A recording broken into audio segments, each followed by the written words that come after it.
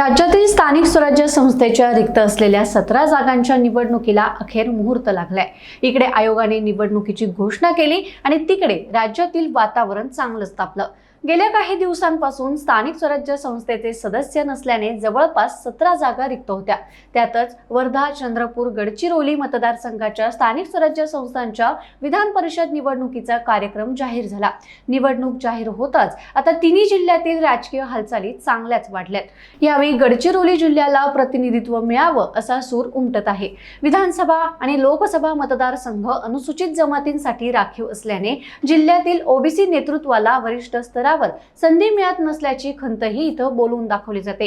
आता किमान विधान परिषदेत तरी गडचिरोलीला संधी द्या असा सूर अनेक कार्यकर्त्यांचा आहे। त्यामुळे पाहूयात या तिन्ही राज्यातील राजकीय समीकरणं नेमकी काय आहेत, या एका जागेसाठी कोणत्या एका जिल्ह्याला प्राधान्य मिळणार आणि यामध्ये कुणाकुणाची नावं चर्चेत आहेत, हे सगळं पाहूयात आजच्या या व्हिडिओमधून। पण त्याआधी एक आठवण म्हणून, तुम्ही जर अजूनही चॅनलला सबस्क्राइब केलं नसेल तर लगेच करा। नमस्कार, मी आरती आणि तुम्ही पाहताय बखर लाईव्ह।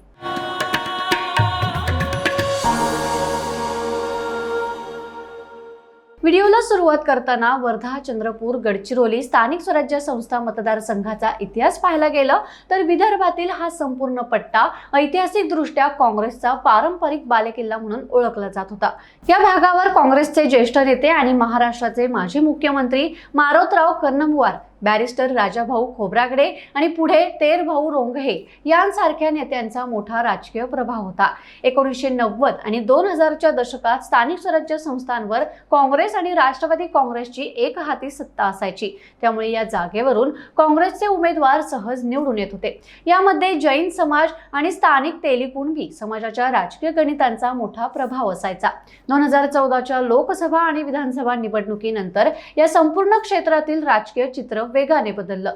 चंद्रपूरचे भाजपाचे ज्येष्ठ नेते सुधीर मुनगंटीवार आणि नितीन गडकरी यांच्या वाढत्या प्रभावामुळे स्थानिक स्वराज्य संस्थांमध्ये भाजपाने मोठी मुसंडी मारली। 2018 मध्ये झालेल्या अत्यंत चुरशीच्या निवडणुकीत भाजपाचे रामदास आंबटकर यांनी विजय मिळवला। त्यांनी काँग्रेसच्या ताब्यातील हा किल्ला खेचून आणला। या निवडणुकीत स्थानिक स्वराज्य संस्थांमध्ये भाजपाचं संख्याबळ वाढल्याचं स्पष्ट झालं होतं। हा मतदारसंघ रिसॉर्ट पॉलिटिक्स म्हणजेच मतदारांना मतदानापूर्वी सुरक्षित स्थळी सहलीला नेणं यासाठी अनेकदा चर्चेत राहिलाय। तिन्ही जिल्ह्यांमधील नगरसेवक आणि जिल्हा परिषद सदस्यांना आपल्या बाजूने वळवण्यासाठी राजकीय पक्षांमध्ये मोठी चढाओढ पाहायला मिळते। मात्र सध्याची राजकीय स्थिती पाहिली तर या मतदारसंघात चंद्रपूरचा औद्योगिक पट्टा, वर्धाचा गांधीवादी कृषी विचार आणि गडचिरोलीचा दुर्गम आदिवासी भाग अशा 3 वेगवेगळ्या संस्कृती एकत्र येतात। सध्या महायुती आणि महाविकास आघाडीमधील अंतर्गत बंडाळ्या आणि स्थानिक नेत्यांचे वैयक्तिक संबंध या निवडणुकीत पक्षाच्या चिन्हापेक्षा जास्त महत्त्वाचे ठरतात। मात्र आता वर्धा, चंद्रपूर, गडचिरोली स्थानिक स्वराज्य संस्था मतदारसंघात निवडणूक जाहीर होताच तिन्ही जिल्ह्यांमधील राजकीय हालचालींना वेग आलाय। या मतदारसंघात काँग्रेसचे पारंपरिक वर्चस्व आणि भाजपाची सध्याची ताकद यांच्यात थेट लढत होण्याची चिन्ह आहेत। जून 2026च्या या निवडणुकीसाठी दोन्ही प्रमुख आघाड्यांमधून अनेक मातब्बर नेत्यांची नावं चर्चेत आहेत। काँग्रेस आणि भाजपा अशा दोन्ही पक्षांमध्ये इच्छुकांची मोठी गर्दी आहे। अनेकांना मागे डावललं आहे तर काहींना शब्द दिलेला आहे। त्यामुळे आता चाचपणी करताना मोठी कसरत इथे सुरू झाली आहे। काँग्रेसकडून जिल्हाध्यक्ष महेंद्र ब्राह्मणवाडे यांनी संघटनात्मक पातळीवर मोर्चे बांधणी सुरू केल्याचं बोललं जात आहे। पक्षाच्या संघटन सृजन अभियानाच्या पार्श्वभूमीवर सामान्य कार्यकर्त्याला संधी द्यावी अशी मागणीही होत आहे। मात्र काँग्रेस नेते विजय वडेट्टीवार यांची कन्या शिवानी वडेट्टीवार या इच्छुक असल्याने कार्यकर्त्यांच्या वाट्याला पुन्हा वेटिंग येते की काय असंही दबक्या आवाजात बोललं जात आहे। त्यामुळे काँग्रेसमध्ये उमेदवारीसाठी मोठी रस्सीखेच होण्याची चिन्ह सध्या दिसत आहेत।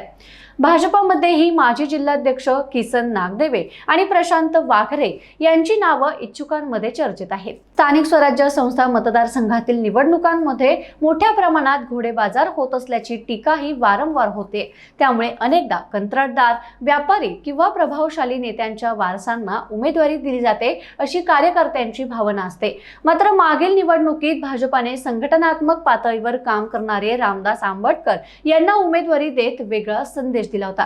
त्यामुळे यंदाही तीच परंपरा पुढे चालेल की पुन्हा राजकीय घरात उमेदवारी दिली जाईल अशी भीती बोलून दाखवली जाते। वर्धा, चंद्रपूर, गडचिरोली या मतदारसंघात स्थानिक स्वराज्य संस्थांतील 997 मतदार मतदान करणार आहेत। त्यामुळे अंकगणितासोबतच पक्षनिष्ठा, आर्थिक ताकद आणि स्थानिक समीकरणही निर्णायक ठरणार आहेत। उमेदवारी अर्ज भरण्याची प्रक्रिया सुरू होण्यापूर्वीच इच्छुकांनी पक्षश्रेष्ठींकडे लॉबिंग वाढवल्याने पुढील काही दिवसात राजकीय घडामोडींना अधिक वेग येण्याची शक्यता व्यक्त केली जाते। तेव्हा आता या एका जागेसाठी कुणाला संधी मिळावी, तुम्हाला काय वाटतं? तुमच्या प्रतिक्रिया आम्हाला कमेंटमध्ये नक्की सांगा आणि बखर लाईव्हला सबस्क्राईब करायला विसरू नका। धन्यवाद।